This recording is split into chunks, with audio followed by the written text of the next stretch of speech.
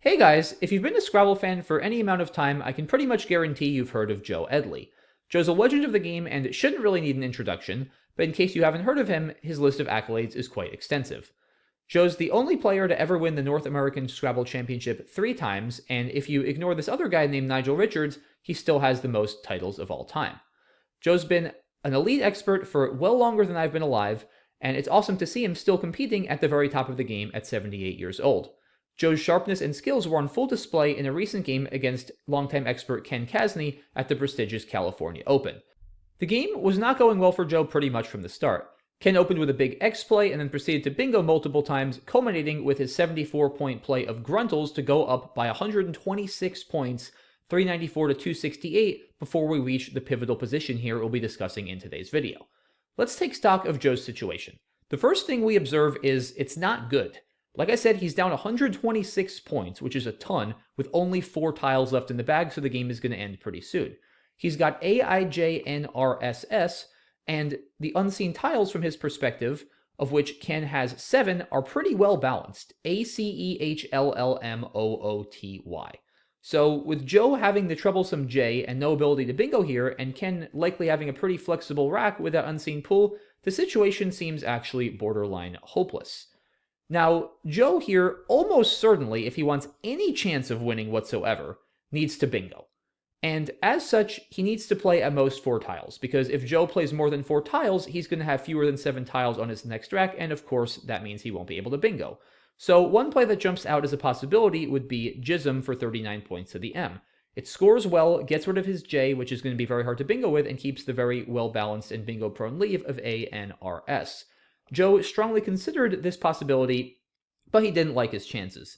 Even after this play, Joe is still going to be down 87 points, and that's before Ken even makes a move.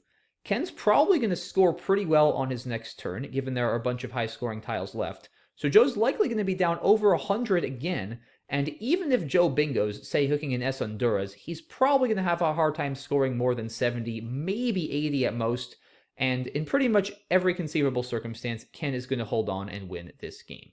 So this option didn't appeal to Joe. Instead, Joe played Jasmine for 45 points, scoring a little bit more. But wait a minute, didn't we just say that Joe would need to play at most 4 tiles to have any chance of winning? After all, after Jasmine, Joe is going to be drawing 4 tiles out of the bag to a 2-tile leave, which means he only has 6 tiles. And of course, that means he can't bingo. So why would Joe do this? Is he just admitting defeat and trying to save spread? Is he conceding the game here? No, absolutely not. This play looks totally wrong, but as we'll see, Joe is setting a devilishly clever trap for his opponent. Let's see if it works. After this play, Joe is still down by 81 points. Ken is now on turn, up 394 to 313. In this position, Ken decides to get rid of his 2 highest scoring tiles, his H and his Y, figuring that he doesn't want to get caught with them when Joe goes out. He plays Hoy for 14 points, which looks reasonable. After all, this is going to put Ken up by 95 points, so if Joe makes a word through the Y of Hoy and scores like 30, that's not at all a threat. Ken is going to win comfortably. So what could really go wrong here? Like I said, Ken is up 95 points. Joe only has 6 tiles. He doesn't even have any high scoring tiles. He can actually go out right now with Saroma, which scores pretty well. It's 33 points, but it's going to still lose by 50, since this is only going to bring Joe to 346, and after getting 12 bonus points from Ken's unplayed tiles, Ken still wins 408 to 358. So that's not going to even come close to working. Well, if that doesn't come close to working, and that's an outplay that scores pretty well, what on earth can Joe do? Amazingly, guys, in this position, Joe Edley has a forced win. Take a second and let that sink in. Joe is down by 95 points. He doesn't have a bingo. He doesn't have any tiles worth more than 3 points. And he's going to win. How on earth is that possible? That seems to defy every bit of wisdom you might know about Scrabble. And here's the trap that Joe was setting with his last play of Jasmine. You might recognize Jasmine as a little bit of a strange word, because Jasmine, of course, is a kind of plant, but it's typically spelled with an E. And that's the exact fact that Joe was hoping to take advantage of.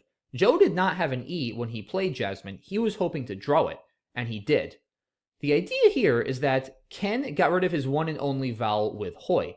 And as such, if Joe plays his E next to Jasmine to make Jasmine, Ken actually cannot block Joe from hooking Jasmine to make Jasmine's and making a massive outplay on his next turn. Ken's best response would be koi for 8 points, at least getting rid of his 3-point C, and then after Joe goes out with Moras for 75, that would bring Joe to 404. But wait a minute, that's not enough. Joe's only getting 6 from Ken's unplayed LLT, and Ken's actually still going to win by 6 here, 416 to 410. So, okay, cool idea, and it's going to maybe give Ken some stress and cut some spread for Joe, but it's not going to win. So, how is Joe winning? Well, he is winning by playing Jasmine, but not by just playing Jasmine. Part of the thing with Jasmine, like we said, is Joe can go out with Moras for 75. But it's not the most efficient because Joe is not putting his M on the key double letter score right here, which is going to extract the most value from it as a 3-point tile. So what Joe really wants to do is set up a play here that starts with the M and ends in the S. One such way to do that would be to set up the word Mars by playing OE. So you can kind of reverse engineer it this way. And now, if Joe plays OE, he's going to be threatening Mars, which is going to score even more than Moras. Now, you might be thinking, okay, well, this puts an O out in space. Can Ken maybe just block the setup now? And the answer is he can't. He has no words of any length with CLLT that start with an O. And he could put his T here to make toe, but that's actually just going to make Mars score even more because TA is a valid word. So indeed, this is unblockable, and Ken's best play, which he made during the game, is once again koi for 8, leaving that spot open for Joe. Joe then went out with Mars for a whopping 80 points. Not every day, guys, the word Mars scores 80 points in Scrabble, and that brought Joe to 411. Now, Joe once again gets 6 bonus points from Ken's unplayed LLT, and guess what? This time, Joe Edley wins by a single point. 417 to 416. Absolutely incredible stuff by the 3-time North American champion, and this is exactly what happened during the game. So let's try to unpack once again what happened here. If we go back to the original position, there's so much that Joe had to foresee with his play of Jasmine. Number one, he of course had to draw the E, which was far from a guarantee. In fact, having just drawn 7 tiles from an 11-tile bag, Ken was 7 out of 11, or well more than 50% to have drawn the E. So that already was a stretch. But not only would Joe need to draw the E, he'd also need to make an unblockable setup on his next turn, which would require a little help from Ken. If we go over to Ken's turn following Joe's play of Jasmine, he does have winning plays here other than hoi.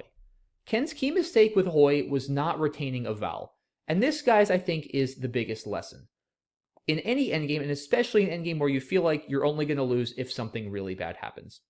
To be clear, I can't blame Ken for making this play. After all, I think so many people would think, I'm up 80, what could go wrong? Let me just get rid of my highest scoring tiles, let my opponent go out, take my sure win, and move on. It's a very understandable decision, and I definitely don't want to come across as critical of Ken, because I could see a lot of people falling for the same trap.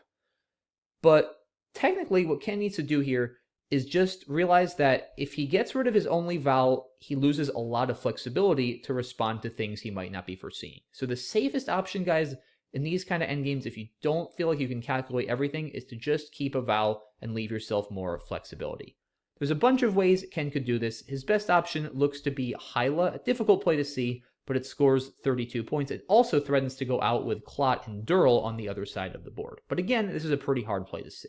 Something that I think is much more easy to see would be a play like Etch for 17 points with the E and veggies, which keeps his critical O. If, hypothetically, Joe were to try his same setup after this play, it's not going to work. If Joe tries OE again, then Ken has several paths to victory. His best one is probably just playing Oi over here, completely stopping Joe from using that triple, as the OY doesn't take an S and there are no words Joe can play through the OY.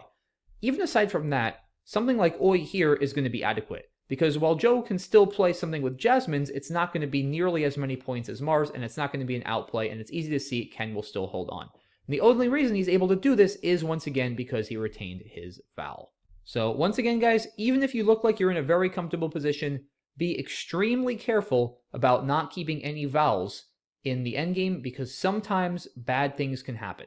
And it's much harder for bad things to happen when you have a vowel, because having a vowel is going to enable you to block setups the vast majority of the time. So I think if there's any lesson here from Ken's perspective, that's what it would be. But in any case, I think the bigger thing here is, wow, what a play by Joe here of Jasmine in the opening position. I think so many people would just play Jism here figuring, all right, well, I obviously have to bingo, and maybe something crazy will happen and I'll be able to bingo for enough after this. But Joe did the math and realized that even if he gets some of his best bingos after Jism, they're just not going to be enough, and Ken is going to be able to consistently outrun him. So Joe recognized here that, as sometimes happens in Scrabble, if you're in a situation where you just don't feel like you can win against optimal play, you have to try to at least give your opponent a chance to mess up. You have to try to set a trap for them. And while this might sound a little dirty, it's totally part of the game. I guarantee you that no North American champion, including Joe Edley, has won a championship without, in at least one game, benefiting from an opponent mistake. We're all humans, even top Scrabble players, even experts make mistakes. That includes Joe, that includes me, and sometimes you just want to try to take advantage of that, and that is a important and sometimes beautiful part of the game, as we saw today. If everyone played optimally all the time, then I think Scrabble would actually be a lot less exciting and a lot less creative. And Joe put that on display to perfection, executing this brilliant trap setup that Ken unfortunately fell victim to by getting rid of his only vowel in the endgame. So that's going to do for this one, guys. Once again, lesson here is be careful of getting rid of all your vowels, and also be careful of any potential setups your opponent might make. And never count your opponent out, especially when they're a 3-time North American Scrabble champion. Thanks again for watching, guys. Really appreciate your support. Hope you enjoyed this video, and I'll see you all soon for the next one. Bye-bye.